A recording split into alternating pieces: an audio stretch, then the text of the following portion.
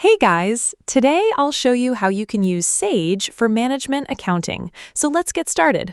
Sage is a powerful accounting platform that helps businesses track financial performance, control costs, and make better management decisions.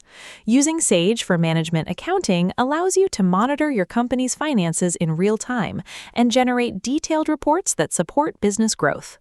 To get started, log in to your Sage account and review the dashboard. Here you can see important financial information such as income, expenses, cash flow, and account balances.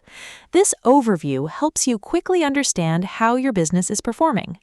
Next, make sure all your financial transactions are recorded accurately. Enter sales, purchases, expenses, and any other business activities. Keeping your records up to date ensures that your reports provide reliable information. One of the most useful features in Sage is budgeting.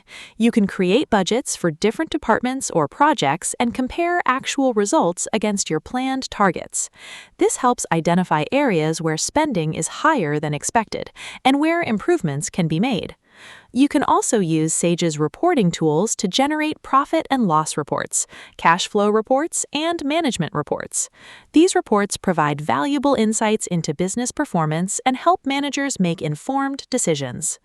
Another important feature is tracking key performance indicators, or KPIs.